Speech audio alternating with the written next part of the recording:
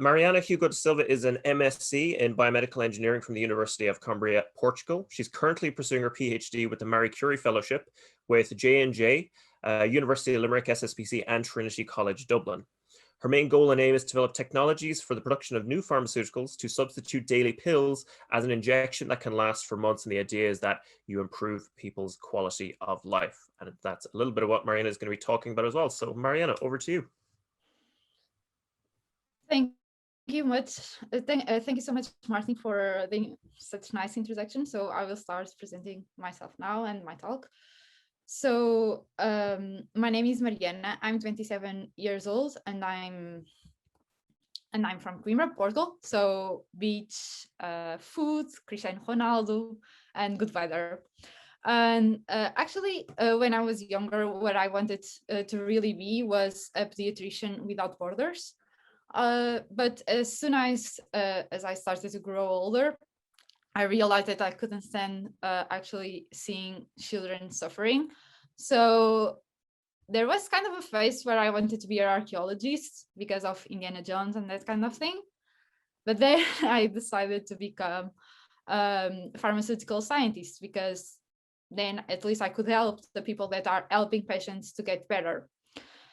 So I went for my first year in college as a pharmaceutical scientist, but then it was too much chemistry. So I decided to change to biomedical engineering, and I finished biomedical engineering. But the thing is that, and irony of the destiny, I'm pursuing right now a PhD in chemistry, producing pharmaceuticals. So I think future at its tail as for me to be kind of a pharmaceutical, yeah. So what is my research topic? So when I was a kid, me and my great aunt during the weekends, we would take the pills that she would have, that she had bought, and we would split them in one of these boxes. So by each day of the week and each meal of the day, so that she took her pills. So, and for me it was quite funny because I was a kid. The pills had different colors, different shapes. Some of them were tablets, some of them were capsules. So I found it a quite funny activity, but I didn't realize that actually my great aunt was trusting me with her pill planning that would keep her safe and healthy every day for that week next. And we would do this every week. So actually, each one of these boxes represented her health in every step of the way.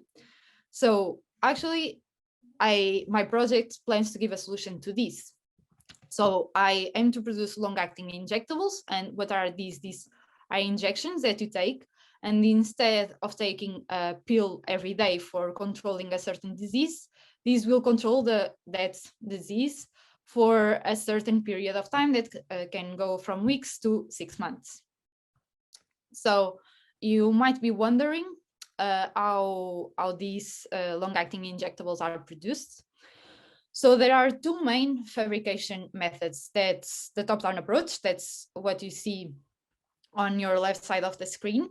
And that is basically what they use on windmills to produce flour. So you would have the grinding stones for milling. So they would round in opposite directions, and then you would put the grains, and then you would get the flour. So basically that's what pharmaceutical industry does. We have bigger particles and we turn them in smaller particles. But actually what I'm trying to do is like Play-Doh. So I have a lot of ingredients, and we can see the different ingredients as the different colors of the Play-Doh.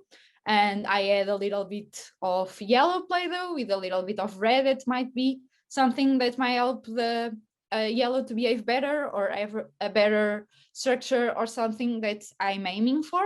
And then I can shape it as I want it. So that's the analogy with the Play-Doh. So you have more freedom to control the characteristics of your particles and the behavior of them too.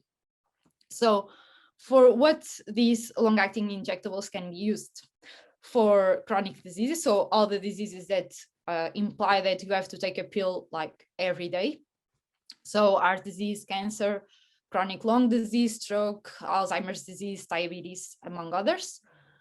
But also for infectious diseases. So for HIV, for TB, these are diseases that if you don't take your meds, your immune system is compromised, and then you can get another disease, or you can become more ill with more severe symptoms of the disease that you already have. So actually, there was a long-acting injectable released for HIV.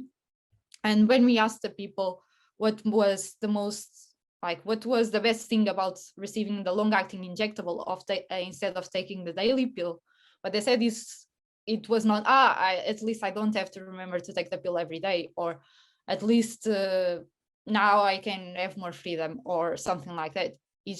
People said that at least I'm not reminded every day that I have that disease. And that was something that we had never thought about, that people would care so much about thinking that they have the disease to remember them by the pill. So, and then we actually use these long-acting injectables also for contraceptive purposes. So women in low-income countries, they go to the doctor and get like an injectable that prevents them from being pregnant for 6 months. And you say, but why women go to the doctor to get these injectables? They could just take the pill, and it's easier because they don't have to walk long distances to get the injectable. The thing is that in these communities, if they tell their husband that they want to have as much kids as their husband wants, that women have no choice. So by giving them the power to choose when to have kids, so through this long-acting injectable, because women realize that, okay, if I have less kids, I can give better food and more food to the kids that I already have. I can provide them education, and if they get educated, then they can get a better job and they can get out of the cycle of poverty. So actually, by these women taking the decision of not having so many kids, it's changing communities and shaping them into more and more growth. And it's just by giving them a choice, because that would affect men's